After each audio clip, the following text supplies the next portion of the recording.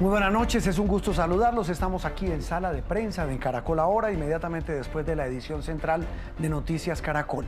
Un arranque de semana complejo, difícil, porque es el desarrollo de una situación que se presentó ayer, que lamentablemente no es nueva y que lamentablemente está dejando en evidencia la incapacidad del Estado, la incapacidad y la ineptitud de las autoridades para controlar a estos delincuentes, a estos vándalos que se dicen llamar hinchas del fútbol y que ayer protagonizaron escenas como las que ustedes ven en pantalla. Ocurrió en el estadio Atanasio Girardot.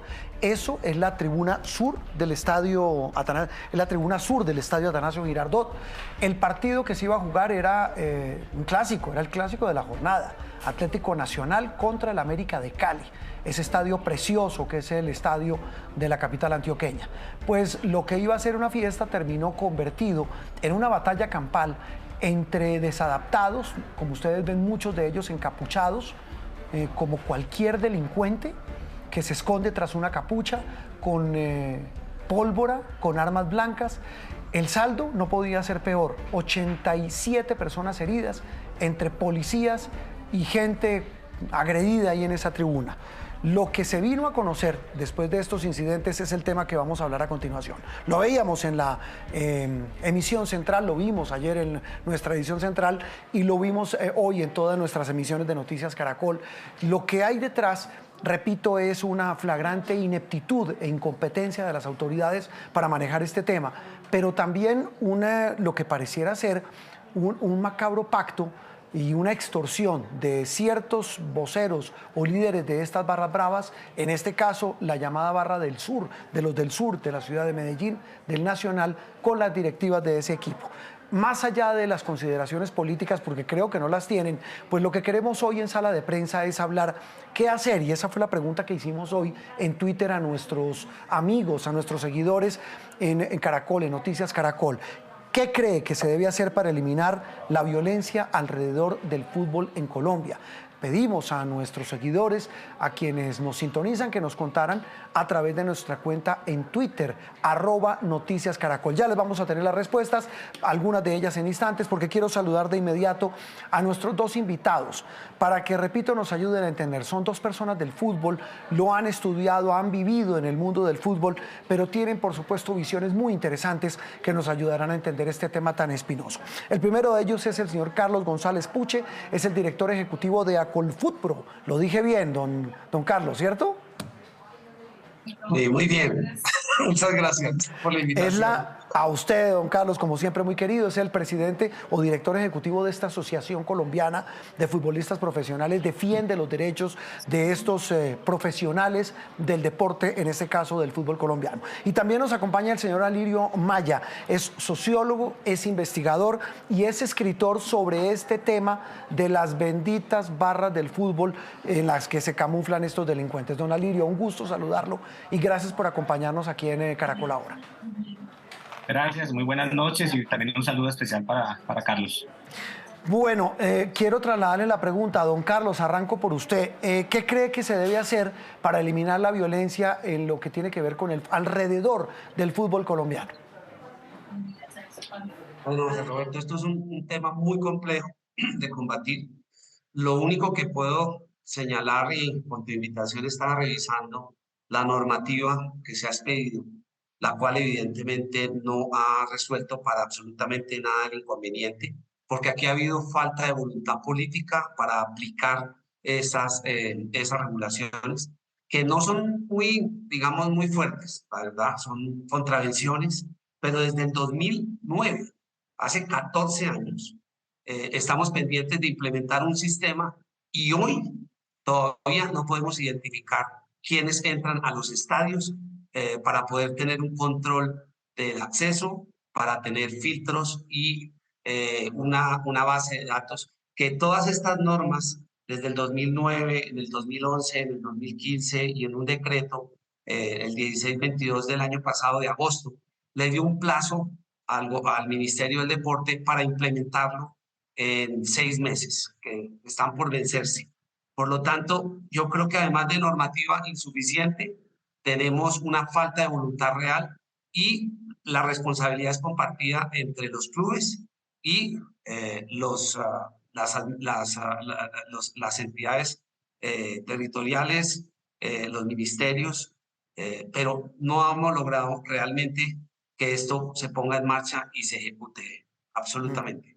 Sí, ya voy a tratar de desarrollar, porque usted aquí en esta primera respuesta, don Carlos, me dio como 4 ideas, pero quiero ir con Alirio para plantearle la misma inquietud. ¿Qué hay que hacer? ¿Qué cree usted que se debe hacer para eliminar de una vez por todas, de verdad, como tiene que ser la violencia alrededor del fútbol, don Alirio? Perfecto, bueno, creo que Carlos ha notado algunas cosas que son importantes y es primero el que hay un marco legislativo en Colombia suficiente. Esto no, digamos que esto no es nuevo, hay decretos, hay leyes, la ley 1270, el decreto 1717, una específica que es la 1445 que genera unas sanciones dentro de los estadios, que tiene un procedimiento y que en el caso de la ciudad de Medellín, digamos que es una de las ciudades pioneras en la aplicación de esta norma. Más allá de lo normativo, porque no tendremos una norma milagrosa que nos haga cambios también que pasan necesariamente por temas culturales, por temas de entender las violencias asociadas al fútbol, y hay que seguir trabajando también en la línea de la prevención. Creo que en Medellín no es nuevo lo que ha pasado en el sentido del trabajo de la alcaldía. Esto viene desde Sergio Fajardo, el alcalde Federico Gutiérrez. Es decir, en más de 18 años, Medellín tiene acumulado un trabajo de prevención de las violencias en el fútbol interesante que vale la pena revisar y ponerlo en este momento en contexto. ¿Qué es lo que ha venido sucediendo para que aparezcan estos tipos de hechos que, pues, digamos, en el caso que nos tiene hoy en día, pues, totalmente aterrados y totalmente repudiable lo que sucedió el día de ayer? Pero reitero, acá hay un camino. O sea, en Colombia no hay que inventarse nada distinto que darle cumplimiento a lo que se ha construido desde el punto de vista normativo y desde el punto de vista de política pública, donde hay ciudades que sí han implementado el plan decenal de fútbol, que es la que marca el derrotero hasta el año 2024. Sí, ya vamos a hablar, repito, el desarrollo de uno y uno porque tiene temas muy interesantes. Los voy a invitar a ustedes, a Lirio, a Carlos y a ustedes, nuestros seguidores, nuestros televidentes, para que escuchen algo que hoy, y quiero después su opinión, Carlos y Alirio, para compartirlas con nuestros televidentes. 12 testimonios que hoy fueron revelados por la emisora La W Radio. Se supone, la charla entre 2 de estos barristas, 2 miembros de barras, de esta barra del sur de la ciudad de Medellín, del Atlético Nacional. Escuchen cómo planean lo que pasó ayer y lo que ocurrió antes del partido contra el América. Sino que es que era la que nos pasó. Estaban robando un carro y me la persecución de esos pirosca y nos... Ay, bueno, real, ¿qué me pasó? Ese piroca y nos tumba, piro y hueco. Pues ya empezó todo tipo de hostilidad con los piros directivos. Hay luz verde para todo, hay luz verde para el que quiere ir a robar la tienda verde, hay luz verde para muchas cosas. La protesta va a iniciar el partido. Nos vamos a hacer,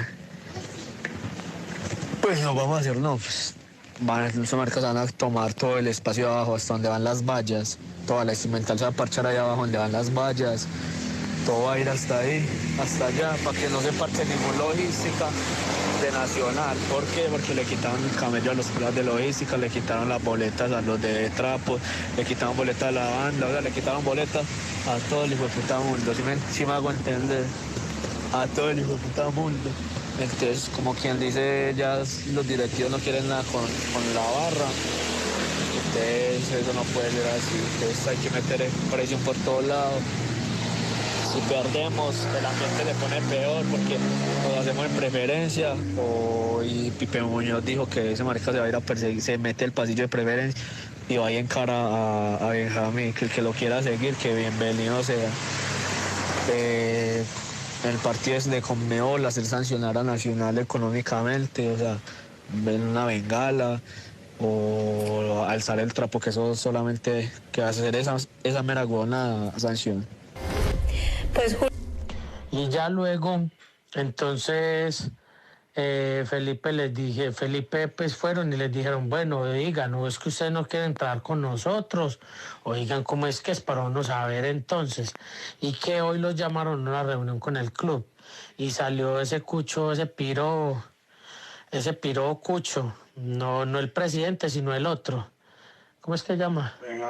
Benjamín, ya leo Benjamín y qué tal, y que les dijo que ya las boletas de cortesía del local ya tampoco se las iban a dar y que ellos ya cortaban con la barra todo lo que tenía que ver.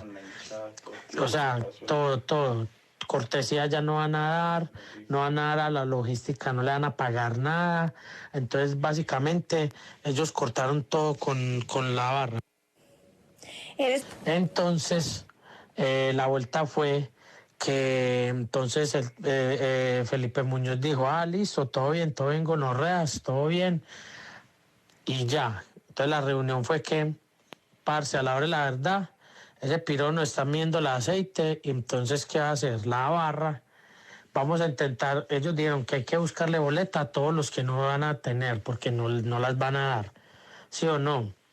Entonces, que la barra se va a parchar el domingo en Baja, ahí, así, casi que en las barandas, para tirarse uno para la cancha. Y que vamos a llevar trapos de Coca-Cola y que vamos a eliminar de Postobón. O sea, vamos a empezar una guerra fría contra Nacional y sus dirigentes.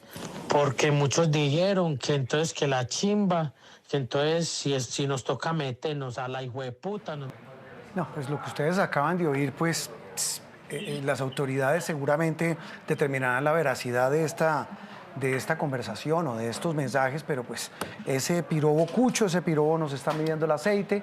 Mire, dicen, hay luz verde para atacar las tiendas del equipo, hay que sabotear al equipo en su primera presentación. Es decir, esto es una indicación de unos delincuentes para cometer crímenes, así de sencillo.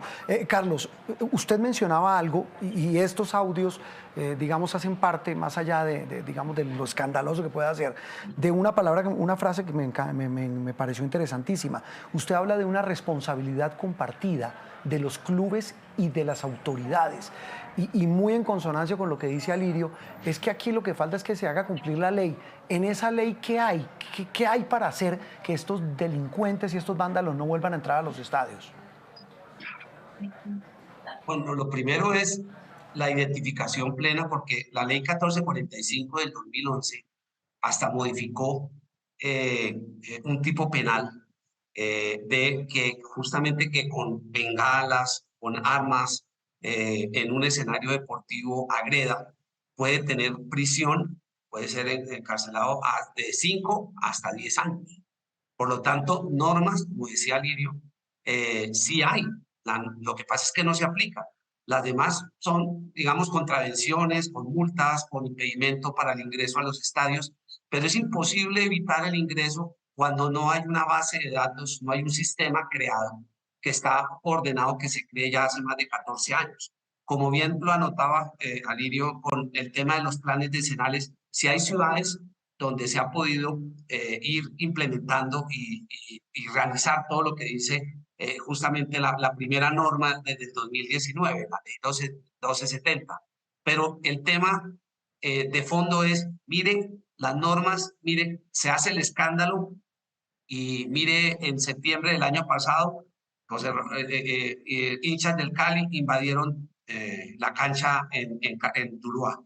La agresión en Ibagué, que fue contó con toda la complicidad de los, yo diría, de una persona que se salta, suponiendo, teniendo todas las provisiones, se salta la barda en un partido AAA. Entonces, realmente la responsabilidad es también compartida. Y las sanciones de parte de los clubes, cuando se han producido estas sanciones, siempre terminan acomodándose para no generar mayores inconvenientes para los clubes, porque las decisiones de los comités disciplinarios dejan mucho que desear. Tan es así que hace 1 año y medio, 2 años, los miembros de ese comité disciplinario, con una sanción que se impuso a Millonarios, renunciaron porque definitivamente lo que ellos habían establecido que no podía operar y estar sancionada la plaza, le permitieron a ese pedazo de tribuna poder operar.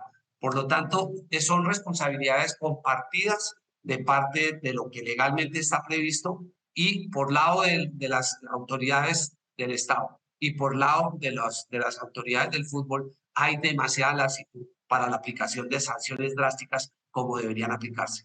¿Por qué, Alirio, lo que menciona Carlos, por qué esa laxitud, por qué esa gana de las autoridades y de los clubes? De los clubes asumo yo que no debe ser rentable aplicar con esa severidad las normas. Estoy asumiendo, yo no soy experto en el tema, pero ¿por qué le esquivan el bulto, Alirio, a hacer cumplir las normas, ese camino del que usted hablaba?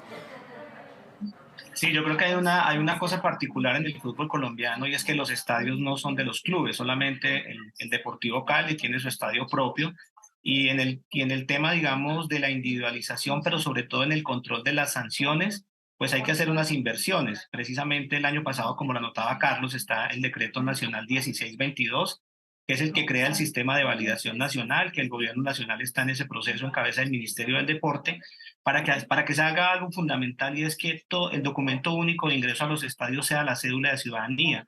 Entonces, cuando se identifican estos hinchas que generan este tipo de situaciones dentro de los estadios y se le aplica la ley 1445 del 2011, pues a través del sistema de validación nacional, este hincha ni siquiera se le va a expedir la boleta, porque los operadores de boletería tienen que cruzar la base de datos de los hinchas sancionados para poder vender las boletas correspondientes y menos esta persona va a ingresar al estadio. Esto es de voluntades, acá no hay nada distinto a que todos se sienten a empujar para el mismo lado. Esto no es un tema solamente del Estado, se requiere de los clubes, también se requiere de los hinchas, también se requiere de reconocer de lo que se ha hecho.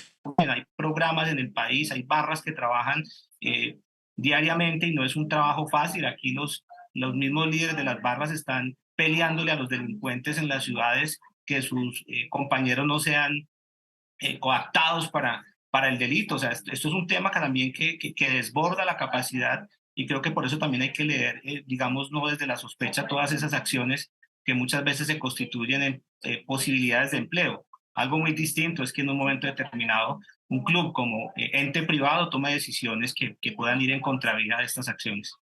Y súmele lo que ha pasado, Carlos, y quiero opinión la de Carlos y la de Lirio, con la leña al fuego, y es mi impresión y quiero la de ustedes, que es la más importante, lo que está haciendo el alcalde de Medellín. Ahí acabo de ver un trino espantoso contra las directivas de Nacional y la verdad uno entendería tomando partido del lado de las barras, como diciendo que si creen que me van a tratar los directivos de Nacional como están tratando a las barras, pues están muy equivocados.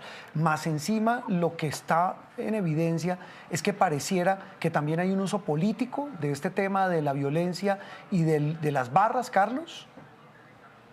Sin duda, aquí hay un manejo político y hay unos compromisos con las barras porque son obviamente un grupo organizado que tiene todo tipo de posibilidades de hacer trabajo comunitario, de hacer trabajo político y son bastante bien organizadas esas barras y por lo tanto con fundamento en esa posibilidad políticamente eso trae votos, multiplique cada barrista por 4, por 3 personas, es un número importante para una elección popular a nivel municipal. Por lo tanto, es claro que el tema político está más que involucrado y es lo que uno deja de verdad se extraña, porque lo que se oye en la narración, de las voces que nos pusiste en las grabaciones, es toda una asociación para delinquir, es todo un acuerdo para entrar a chocar con un club que tuvo un acuerdo y que ya con los del sur, que les permitía hacer el control de su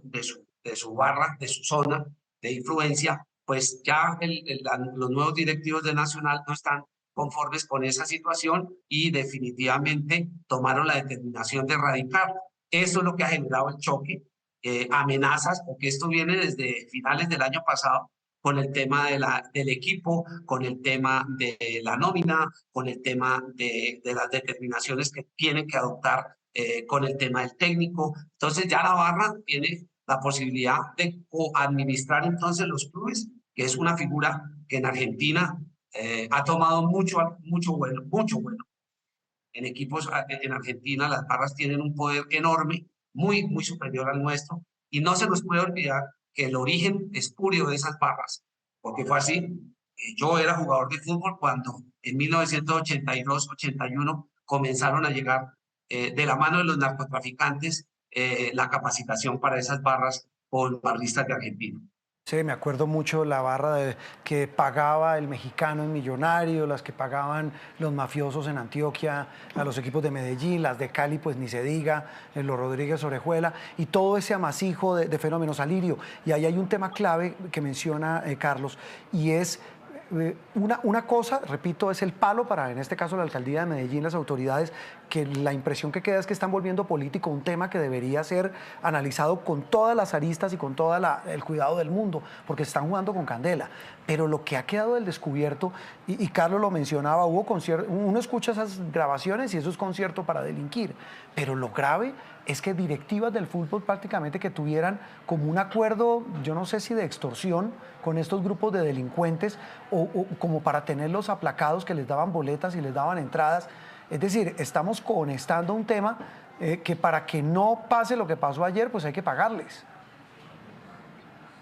Sí, creo que primero el peor escenario es que el peor escenario es, digamos, eso que se está presentando en redes sociales, ese rifirrafe entre el alcalde y el presidente nacional. Creo que nada contribuye. Creo que tienen que hacer lectura de la ley 1270 y entender que se tienen que sentar en la comisión local y a partir de la comisión local hacer un análisis serio de todo esto que ha venido sucediendo, porque pues digamos que lo más importante es que hay un espacio en el orden local para tratar este tipo de temas. Segundo, pues es importante ver la veracidad de esa información que es totalmente descalificable.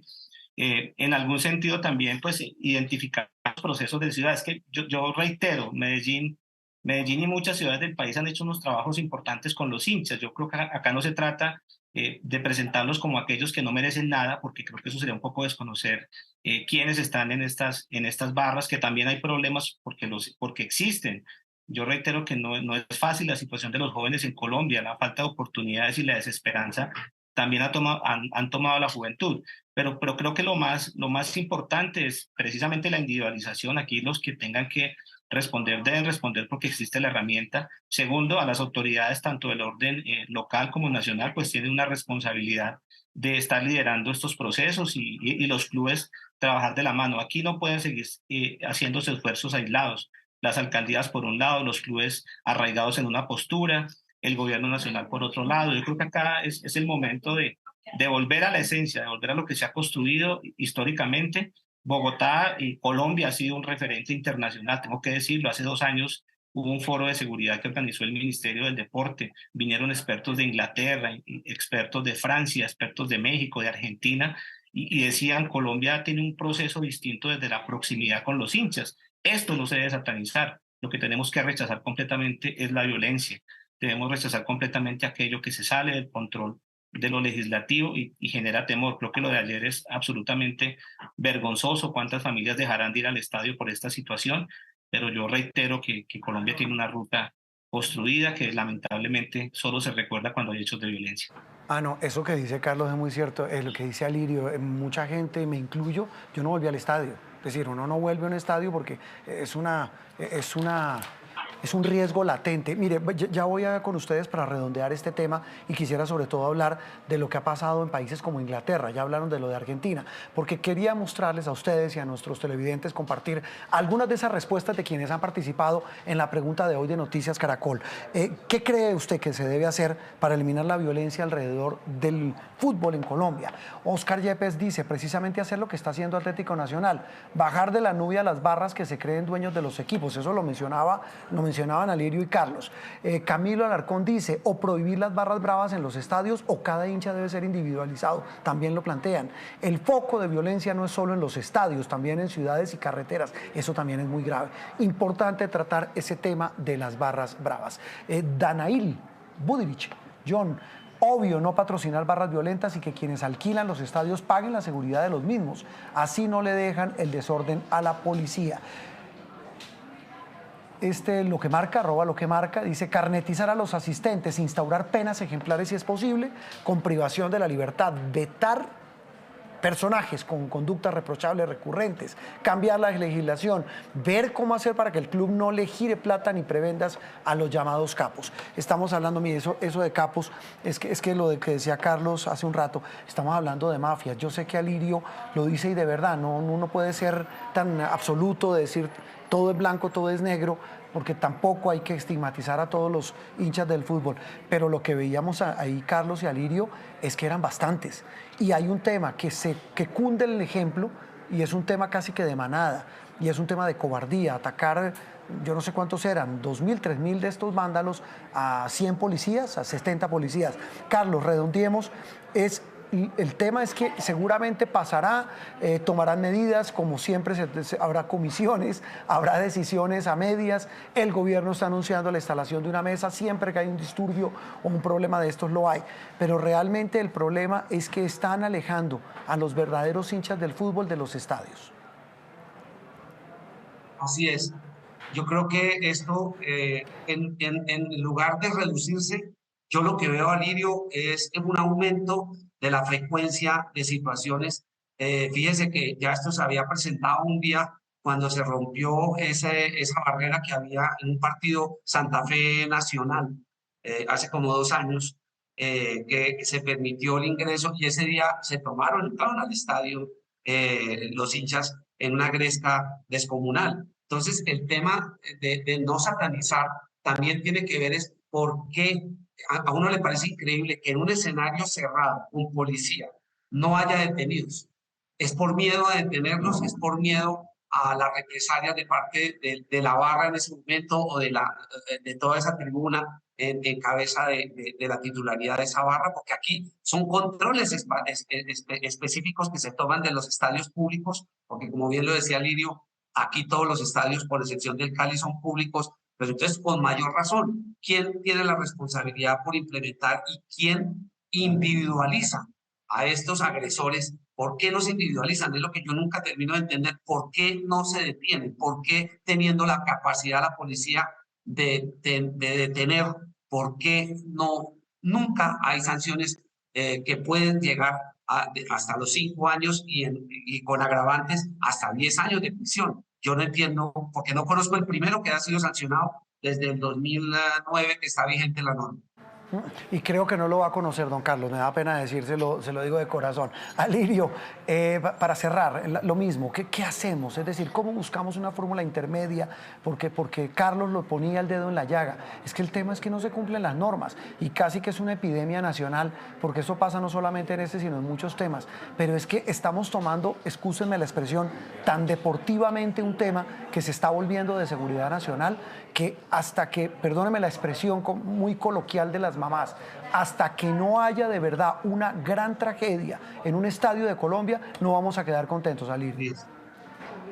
Sí, digamos que yo creo que ya han pasado cosas trágicas, han pasado cosas dolorosas, pérdidas de vidas de muchos hinchas. Ya hay estudios en Colombia que hablan más de 250, 300 muertos asociados a la violencia en el fútbol. Esto no es, digamos, es algo difícil, es algo que debe comprometer no solamente al Estado. Esto es un papel de la familia, de la sociedad, de los clubes, de la institucionalidad construida. Esto no se va a lograr de una manera milagrosa y simplemente pues diciendo que saquemos a algunos del estadio y esto se va a solucionar. Esto es una apuesta a largo plazo. Yo por eso reitero, la apuesta a largo plazo la hizo Colombia hace mucho tiempo. La hizo en el 2014 con el Plan Decenal de Fútbol. Cada elemento que hemos analizado en esta charla está, digamos, mencionado en el Plan Decenal con un diagnóstico concreto. Ahora bien, hay una variable que hemos dejado a un lado y es que hay situaciones desde el punto de vista mental, emocional de los hinchas que hay que revisar. Aquí las situaciones de cuando los equipos están próximos al descenso, esto se vuelve un problema delicado, lo que está pasando ahora con el caso del Bucaramanga, con el caso del Deportivo Cali. Carlos decía algo, venimos en una sucesión de hechos, cada 15, 20 días se vienen presentando distintas situaciones en los estadios que amerita hacer un trabajo de seguimiento más serio, un mayor compromiso también de los hinchas, de todos los hinchas que van al fútbol, de las barras populares, de las barras tradicionales. Y dejar claro aquí, si no se hace todo a la vez, cualquier esfuerzo aislado nos va a llevar absolutamente a un fracaso. Y yo reitero que el decreto 1622, si se logra en este país, que todo se unifique en la cédula de ciudadanía, como efectivamente está en la norma, ahí se gana algo para el tema del control. Pero es claro, esto sin inversión es también complejo. Si no hay inversión para la prevención, nosotros estaremos esperando siempre en cada hecho de violencia una acción milagrosa que no va a llegar si no ponen todos un poquito de sí para que esto venga. Las medidas están, las soluciones están, las propuestas están, todo está servido. Y ni qué decir, nos faltó hablar porque el tiempo no nos da, don Carlos y Alirio. Yo no me quiero imaginar estar en los zapatos, no, en los guayos de los futbolistas, porque imagínese usted estar metido ahí con semejante presión, un tema tan complejo como ese. Pues don Carlos González, como siempre, un gusto. Alirio, muchas gracias, y de verdad un tema del que seguiremos hablando porque seguramente habrá mucho para analizar en los próximos días. Un abrazo y mil gracias a los dos. Gracias, Carlos. Muchísimas gracias. Yo sí te puedo decir que de parte de los futbolistas hay mucho temor de que sean agredidos en cualquiera, en los estadios, en los aeropuertos, en los sitios de entrenamiento. Hay mucho temor en los futbolistas colombianos en esto. Ese es un tema de verdad, digamos, la cara humana de quienes hacen parte y son protagonistas de este espectáculo.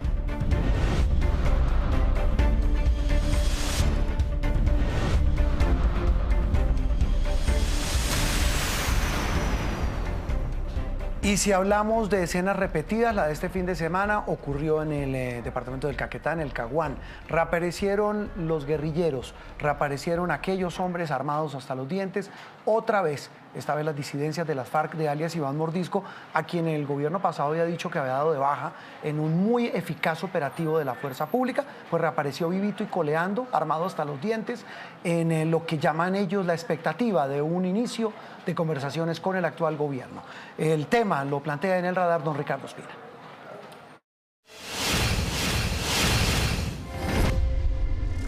Saludo a todos los amigos de Sala de Prensa en Caracol. Ahora seguimos hablando de un tema recurrente que tiene que ver con la paz total, que es una de las políticas principales del presidente Gustavo Petro.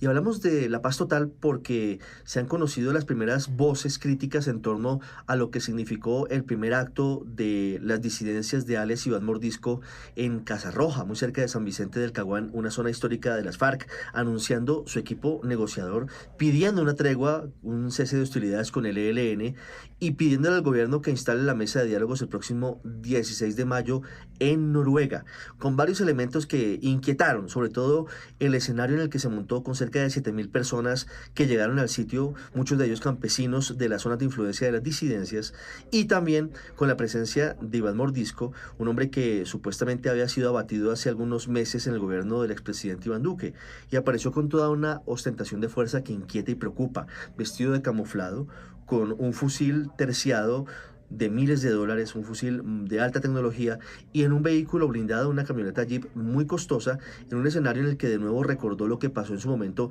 en el fallido proceso con las FARC en el gobierno de Andrés Pastrana, en la misma zona, en San Vicente del Caguán.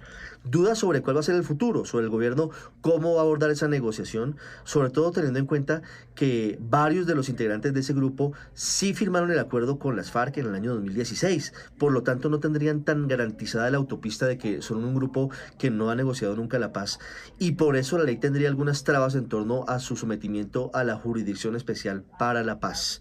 Frente al ELN, se ha confirmado en el mismo marco de la paz total que el 27 de mayo será el inicio de la nueva ronda de negociaciones con el gobierno del presidente Gustavo Petro en Cuba. El primer tema de la agenda será al final un eventual cese bilateral de hostilidades. Y con el Clan del Golfo, Danilo Rueda, comisionado para la paz, en entrevista con El Tiempo este fin de semana, abrió una puerta a los diálogos, a la negociación, diciendo que mantiene interlocución con uno de sus abogados y que evidentemente para el desmonte de ese grupo, que hoy es absolutamente narcotraficante, tendrá que darse una negociación, que por ahora está en ceros, pero que depende del avance de la ley de acogimiento, como la llama el gobierno, ley de sometimiento en el Congreso, que ha sido muy criticada por el fiscal general Francisco Barbosa. Muy bien, don Ricardo, las caras de la paz total. Terminamos Sala de Prensa, continúen con más aquí en Caracol Ahora. Feliz noche para todos.